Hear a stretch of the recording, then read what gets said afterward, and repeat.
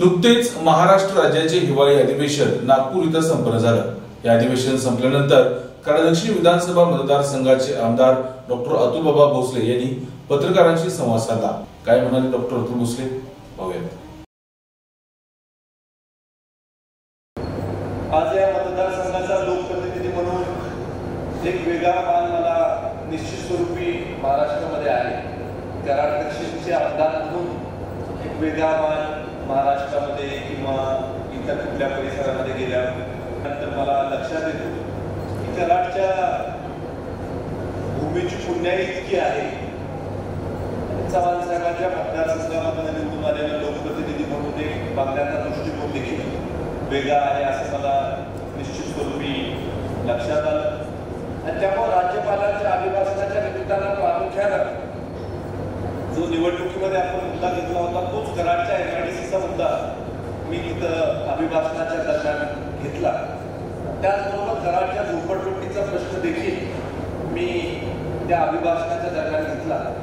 आपल्याला सगळ्यांनाच माहित आहे की निवडणुकीमध्ये कराडच्या झोपडपट्टीचा सातत्याने विषय हा आपण उचलून धरला आणि निवडणुकीच्या दरम्यान अनेक लोकांनी मला सांगितलं होतं की हा प्रश्न सोडवणं कठीण आहे, कारण बरेचसे त्याच्यामध्ये टेक्निकल पॉईंट आहेत, त्यांची आपल्याला सोडवणूक केल्याशिवाय तो काही प्रश्न सुटणार नाही। पाटण कॉलनीमधल्या झोपडपट्टीच्या प्रश्नाच्या संदर्भात आपल्याला सगळ्यांनाच माहिती आहे की लँड यूज परमिशन ही पार्किंगची आहे आणि आपल्याला तिथं बेघरांसाठी बसा अशी जोपर्यंत लँड यूज परमिशन आपण चेंज करत नाही तोपर्यंत तिथं काही होऊ शकत नाही। मी आदरणीय मुख्यमंत्री साहेबांना प्रस्ताव सादर केला आणि मुख्यमंत्री साहेबांना समजून सांगितलं की साहेब हे अत्यंत संवेदनशील विषय आहे। मागच्या 50 वर्षापासून लोकवसाहत आहे आणि ह्या लोकांना पक्की राहण्याची गरज नाही आहे। कुठल्याही परिस्थितीत त्यांना पक्की राहण्याची गरज मिळाली पाहिजे आणि त्याच्यासाठी पहिलं हर्डल जे आहे लँड यूज परमिशन आहे।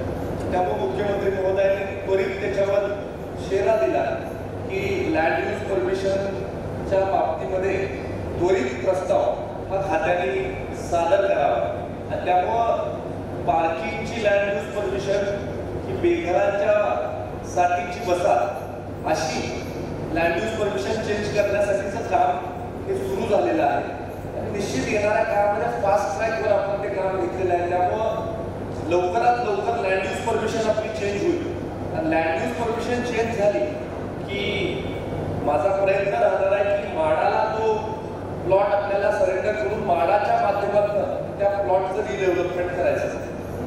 प्रधानमंत्री आवास योजनेच्या माध्यमातून मागच्या 10 वर्षामध्ये 3 कोटी घरं या देशामध्ये झालेली आणि आदरणीय मोदीजींचं सरकार परत सत्तेमध्ये आलं केंद्रात, त्यावेळेला पहिला त्यांचा निर्णय होता की ह्या 5 वर्षामध्ये आणखी 3 कोटी घरं आपण आपल्या देशामध्ये करायची।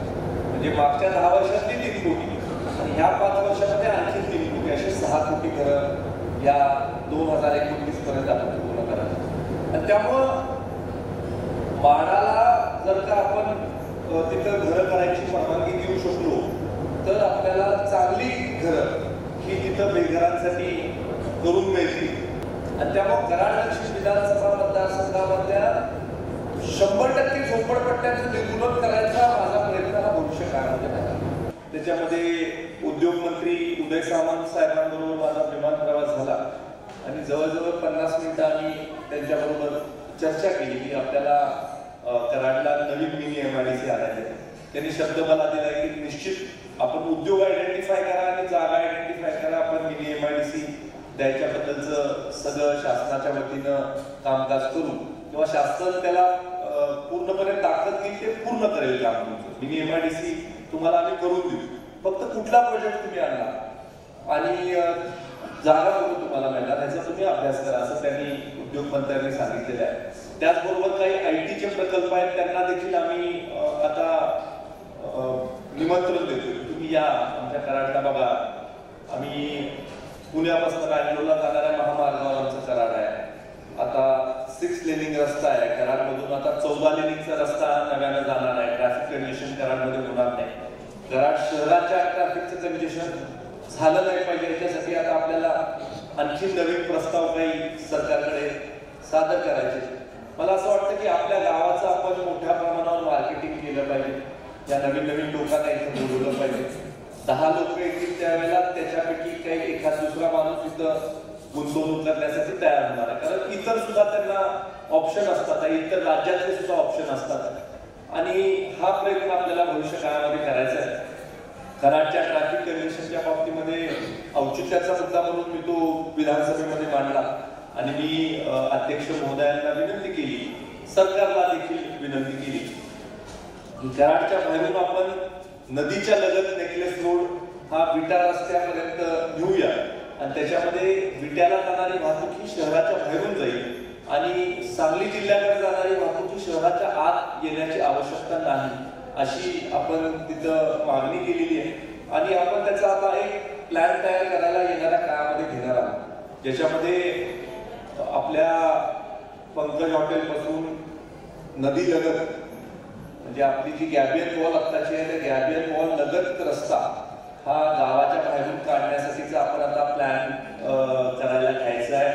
त्याच्याबरोबर गॅबियन वॉलची उंची वाढवायची जेणेकरून कराडला पूरस्थितीचा धोका होऊ नये, पूरस्थितीची समस्या कायमची निकालात निघावी याच्यासाठीचा प्रयत्न आपल्याला आता येणाऱ्या काळात करायचा आहे. आणि स्वर्गीय चव्हाण साहेबांचं स्मृतीस्थळ जे आहे त्याचं रिडेव्हलपमेंट हे इलेक्शन मध्ये देखील आपला अजेंडा होता आणि आपण त्याच्यासाठी अर्बन प्लॅनरला इन्व्हाइट करत आहोत.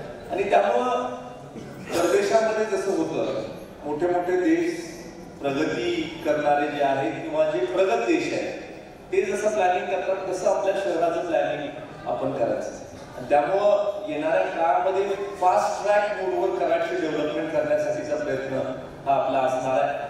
जानेवारी महिन्यामध्येच निश्चित आपण अर्बन प्लॅनर ज्यांनी साबरमतीचा घाट पाहिलेला आहे, बघितलेला आहे, ज्यांनी पंढरपूरचा नवीन आराखडा केलेला आहे, असे चांगले जे शासनामध्ये काम केलेले लोक आहेत ज्यांनी आतापर्यंत रिझल्ट दिलेला आहे सरकारला, अशा लोकांना आपण त्यापैकी कोण आपल्याला उपलब्ध होत आहे, सरकारकडून काही आपल्याला मार्गदर्शन मिळते त्याप्रमाणे त्या लोकांना आपण इथं इन्व्हाइट करायचं. डोंगरी भागामध्ये अशी गाव आहेत ज्याचा डोंगरीमध्ये समावेश झालेला आहे. मागं माझ्याकडे धोंडेवाडीचे लोक आले, आपण तो समावेश करून घेतला आणि त्यामुळं अशा सगळ्या समस्या सोडवण्यासाठी आपण येणाऱ्या काळामध्ये प्रयत्नशील आहोत. आज मला अत्यंत आनंद झाला की अशा पद्धतीनं बोलायची संधी मला मतदारसंघातल्या लोकांनी दिली. अशा पद्धतीची पहिली प्रेस कॉन्फरन्स मी माझ्या जीवनामध्ये घेतोय की आपण पूर्ण कराडच्या विकासाविषयी, डेव्हलपमेंट विषयी बोलू शकतोय. त्यामुळं ही संधी मिळाली, सोनं कसं करायचं ह्याच्यासाठी मी प्रयत्नशील राहील. धन्यवाद. राज्यामध्ये एक महायुतीचं वादळ हे या निवडणुकीच्या दरम्यान आपल्याला बघायला मिळालं. राज्याचे मुख्यमंत्री म्हणून आमचे लाडके नेते आदरणीय देवेंद्र फडणवीस साहेब परत एकदा राज्याचे मुख्यमंत्री झाले आणि ज्याला भविष्याचे वेध आहे किंवा ज्याला भविष्य दिसतंय ती सगळे लोक माझ्या संपर्कात. फक्त आता परिस्थिती अशी आहे की अजून आमच्या कार्यकर्त्यांच्या अंगावरचा गुलाल निघायचा आहे. त्यामुळे मी म्हटलं की इतक्यात गडबड, जास्त गडबड होईल. पण गोष्ट खरी आहे, तुमच्याकडे कशी काय माहिती आली आहे? खूप सिक्रेसी आम्ही या सगळ्या गोष्टी ठेवली होती. पण ही गोष्ट खरी आहे की कुणालाच पटणार नाही असे लोक संपर्कात आहेत मला. आणि मीच त्यांना सांगितलं की इतक्यात तुमच्या म्हणजे जे ज्या नेत्यासाठी काम करत होता ते सुद्धा डिमॉरलाइज होतील. तुम्ही असं उड्या मारायला लागले सगळेच तिथं, तर काही दिवस तिथं राहा. काही दिवसांनी योग्य वेळ आल्यानंतर आमच्या पण लोकांची समजूत काढायला लागेल आणि मग त्यानंतर योग्य वेळेला योग्य निर्णय असे आमचं धोरण. KMS न्यूज, स्पंदन मरांचे नाते आपुलकीचे.